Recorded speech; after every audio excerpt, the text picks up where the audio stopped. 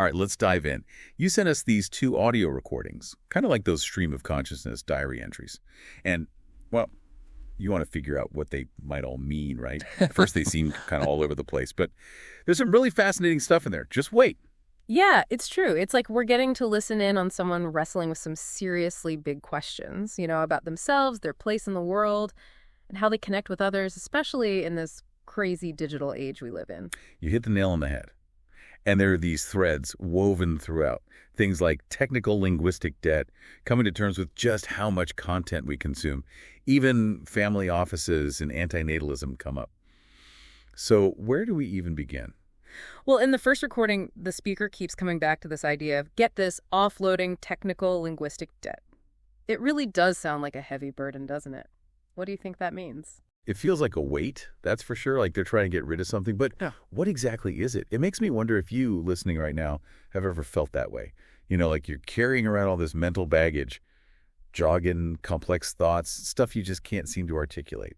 That's such a great connection. It's almost like the speakers fighting with the very language they use to express themselves. Maybe it's the weight of all the specialized knowledge they've built up over time, or maybe it's this pressure to constantly churn out content. Yeah, because they even talk about wanting to open source their hypergraph, which sounds incredibly complex. What does that even mean? It's a powerful metaphor for sure.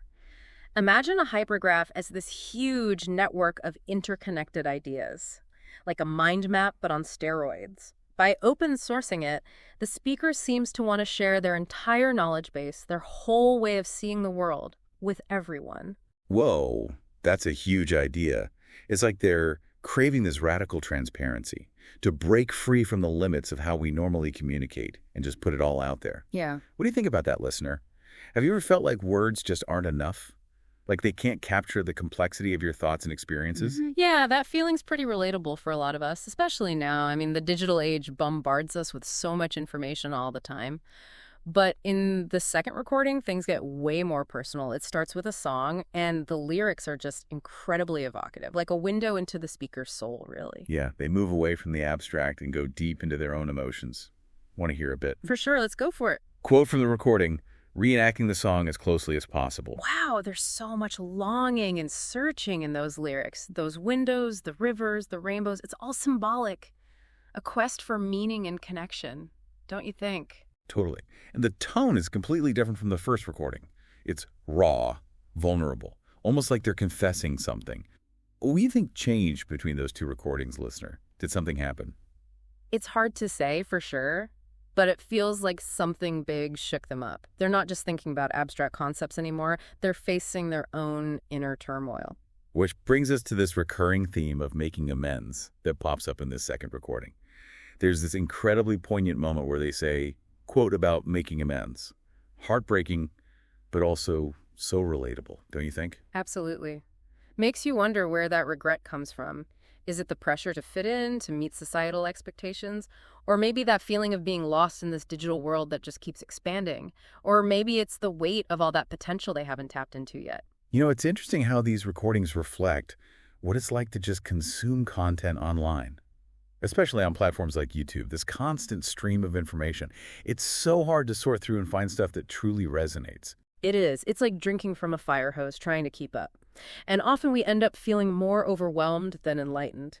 It makes me wonder if the speaker's anxieties about creating content come from that very experience. They even admit to being a content consumer themselves, struggling to find meaning in all the noise. Totally. And that tension, that pull between wanting to make something that matters, something that connects, but also the fear of getting lost in all of it, losing your authentic voice along the way.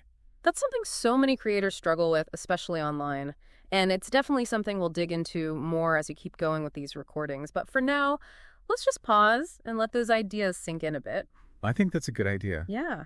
It's kind of wild how the speaker's really grappling with this feeling of trying to find their place, right? In a world that just won't stop changing, especially in this digital landscape we're all swimming in. Have you ever felt that way, listener? Like trying to navigate this massive, ever-growing universe of information, of connections, and you're just not sure where you fit in.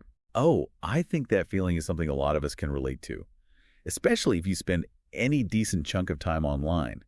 And in these recordings, it really seems like the speaker's searching for something solid, something with staying power, amidst all this constant change. Exactly. And that brings them to this fascinating concept of a family office. Now, usually we think of family offices as like managing wealth across generations.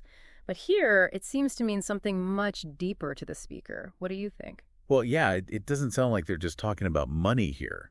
It's more about preserving something intangible, Maybe it's their values, their ideas, their whole perspective on the world. Almost like they're trying to build a legacy that goes way beyond their own lifetime. Exactly. It's like they're saying, hey, this is what I've learned, this is what I believe in, and I want to pass it down. That urge to make a real impact, to leave something behind, I think that resonates with a lot of people. Yeah, but there's also this tension, isn't there?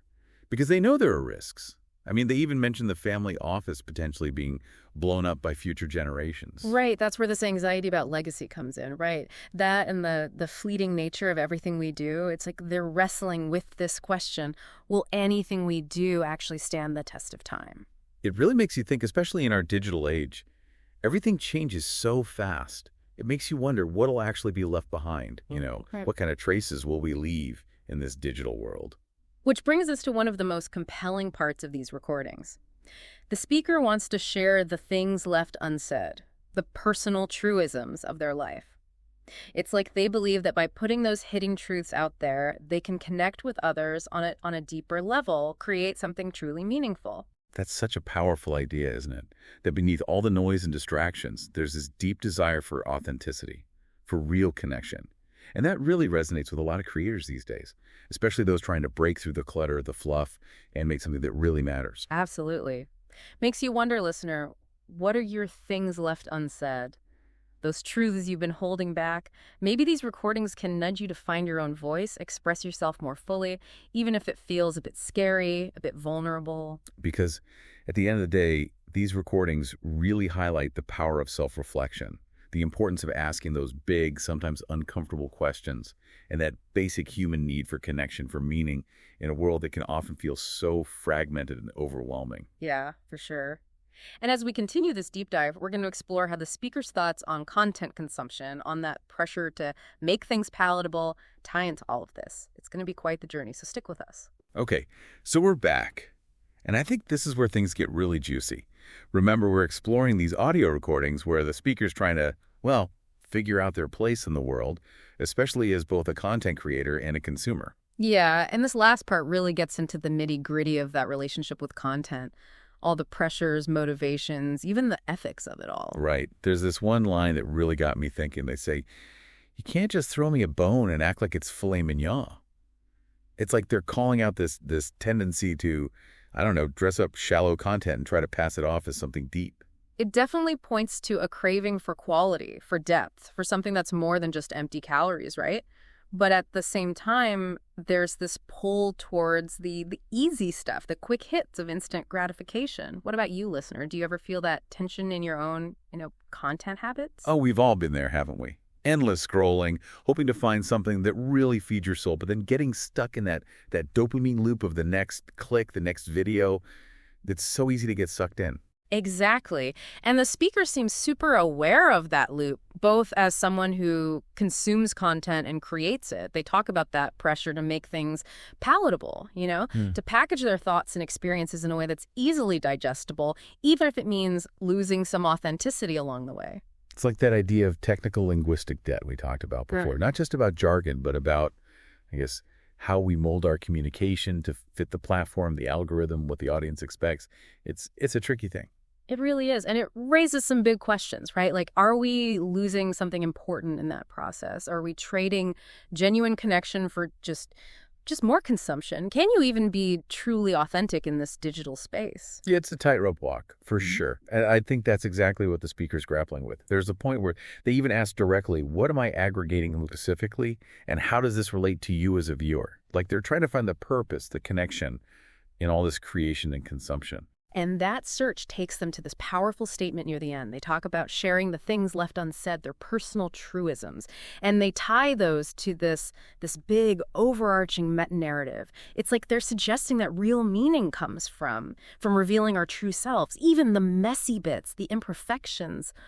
All of it. It's like a call for vulnerability, for honesty, Yeah. for something real in a world that often feels so artificial. Like, come on, let's be real with each other. Yeah, exactly. And it all circles back to those core themes we've been unpacking, right? That burden of language, the search for meaning, that longing for connection. These aren't just personal struggles for the speaker. They reflect what it means to be human in this digital age, you know? So, listener, as we wrap up this deep dive, what sticks with you? What really resonated? Maybe it's a nudge to be more aware of your own content habits. What are you looking for when you go online? Are you finding it? Or are you just, I don't know, filling some kind of void? Maybe it's even an invitation to think about your own personal truisms, the things you hold dear, and to find ways to share those with the world, even if it feels a little scary, a little vulnerable. Because in the end, these recordings remind us of the power of looking inward, of asking the tough questions, and that deep human need for connection, for meaning, in a world that can feel pretty fragmented and overwhelming sometimes. Thanks for joining us on this deep dive. We hope it's given you something to chew on, maybe even inspired you to explore your own things left unsaid.